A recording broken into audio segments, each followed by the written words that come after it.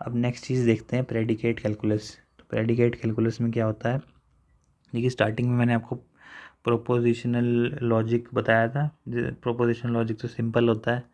अब जो predicate logic होता है या प्रेडिकेट कैलकुलस होता है, उसमें क्या होता है कि हमारे पास क्वांटिफायर नाम की एक चीज़ होती है। तो जिस तरह के लॉजिक में क्वांटिफायर का यूज़ होता है उस लॉजिक को प्रेडिकेट लॉजिक या प्रेडिकेट कैलकुलस बोलते हैं। और ये जो क्वांटिफायर होते हैं ये दो तरह के होते हैं। पहला क्वांटिफायर है एग्जिस्टेंशियल क्वांटिफायर, दूसरा क्वांटिफायर है यूनिवर्सल क्वांटिफायर। तो केवल दो ही क्वांटिफायर होते हैं, ठीक है। एग्जिस्टेंशियल क्वांटिफायर को इस उल्टे ई से रिप्रेजेंट करते हैं, रेड एज देयर एग्जिस्ट, और यूनिवर्सल क्वांटिफायर को उल्टे ए से रिप्रेजेंट करते हैं and it is read as for all, ठीक है। तो यार ये जो क्या कहते हैं देयर एग्जिस्ट होता है ना, ये देयर एग्जिस्ट का यूज़ कब होता है? देयर एग्जिस्ट का यूज़ तब होता है जब जब कोई एक भी एलिमेंट जो है ना आपकी कंडीशन को फुलफ़िल कर रहा हो, तो हम देयर एग्जिस्ट का यूज़ करते हैं। जब कोई एक भी एलिमेंट आपकी कंडीशन को फुलफ़िल कर रहा हो तो हम देयर एग्जिस्ट का यूज़ करते हैं। तो हम ये लिख सकते हैं कि there exist x belongs to human beings who breathes, ठीक है, क्योंकि there exist x belong to human being who breathes, ठीक है।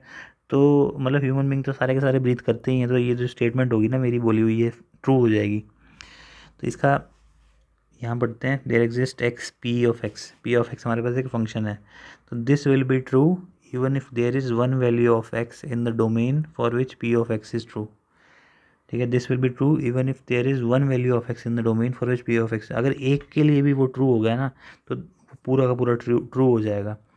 तो देयर एग्जिस्ट हम उस केस में यूज़ करते हैं जब एक भी ट्रू हो, ठीक है, एटलीस्ट एक भी ट्रू हो।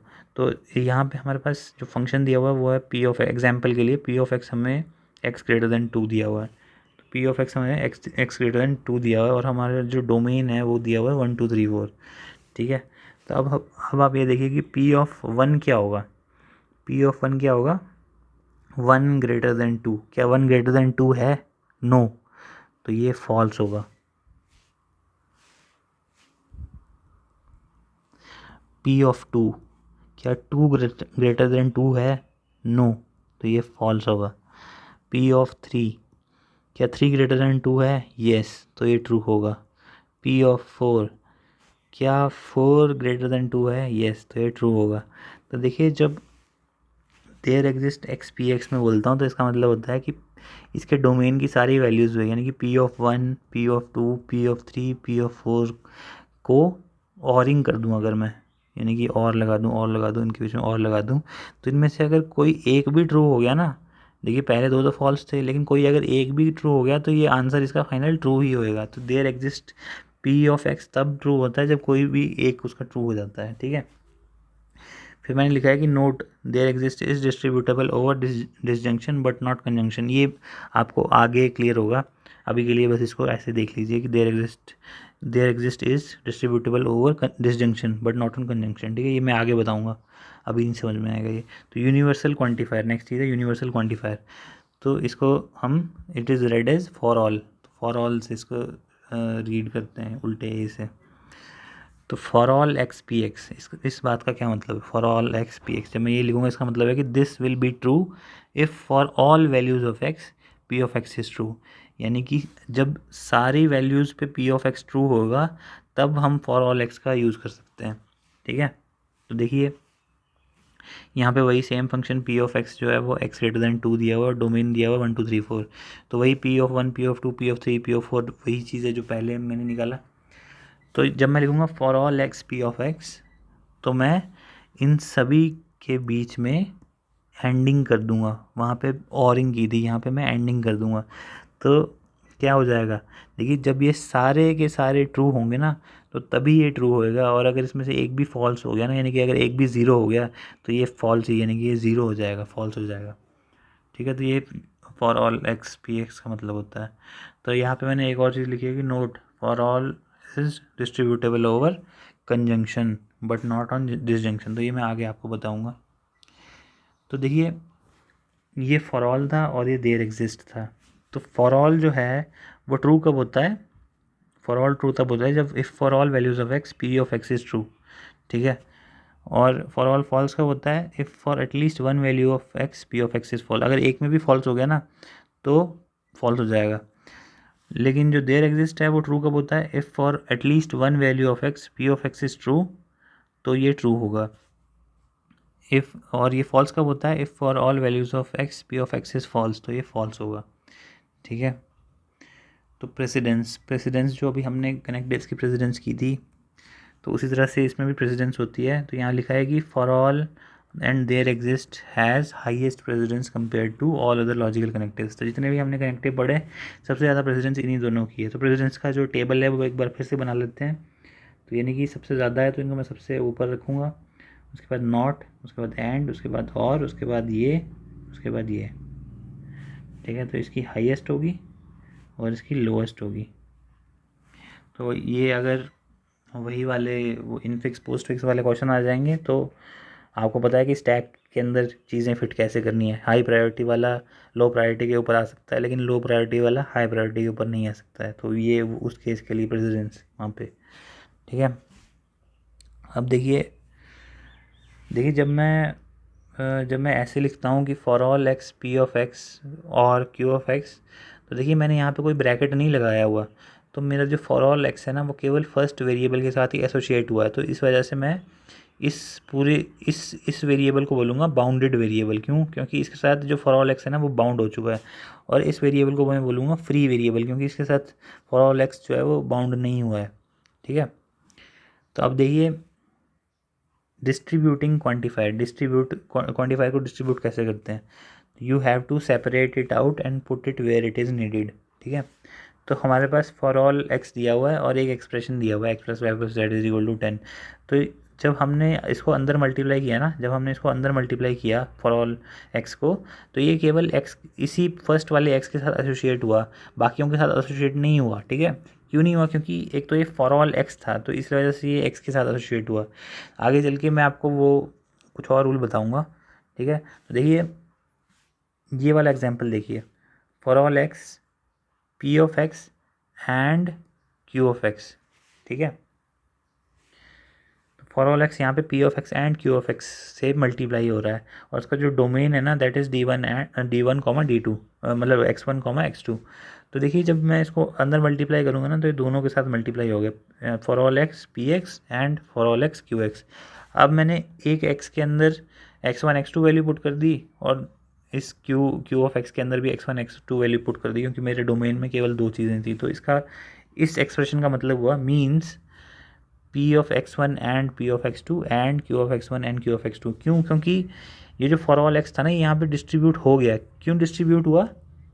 क्योंकि देखिए for all is distributive over conjunction but not disjunction. तो देखिए यहाँ पे क्या है, यहाँ पे कंजंक्शन लगी हुई है, तो इसलिए क्योंकि यहाँ पे कंजंक्शन लगी हुई है इसलिए ये अंदर मल्टीप्लाई हो गया सक्सेसफुली।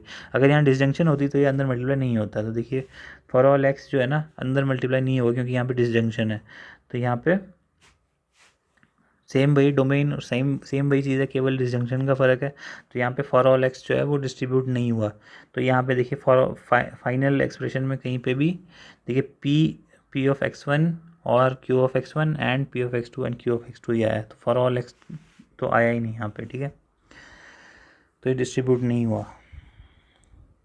फिर देखते हैं कि क्वांटिफायर विद नेगेशन। तो क्वांटिफायर विद नेगेशन का मतलब है कि ये जो देखिए ये जो नॉट है ना, जब ये इस फॉर ऑल के साथ मल्टीप्लाई हुआ तो ये देयर एग्जिस्ट में कन्वर्ट हो गया, और जब ये इस पी ऑफ एक्स के साथ मल्टीप्लाई हुआ तो नॉट पी ऑफ एक्स बना दिया इसने। इस तरह से जब ये नॉट है ना ये देयर एग्जिस्ट के ऊपर आया तो फॉर ऑल एक्स बना दिया इसने, और जब इसके ऊपर आया तो नॉट पी ऑफ एक्स बना दिया। तो ये मतलब था इसका नेगेशन का। तो क्वांटिफायर को जब नेगेट करते हैं तो फॉर ऑल का देयर एग्जिस्ट बन जाता है और इसका ये बन जाता है। ठीक है, फिर नेगेट दी फॉलोइंग। तो इसमें है कि there is an honest politician.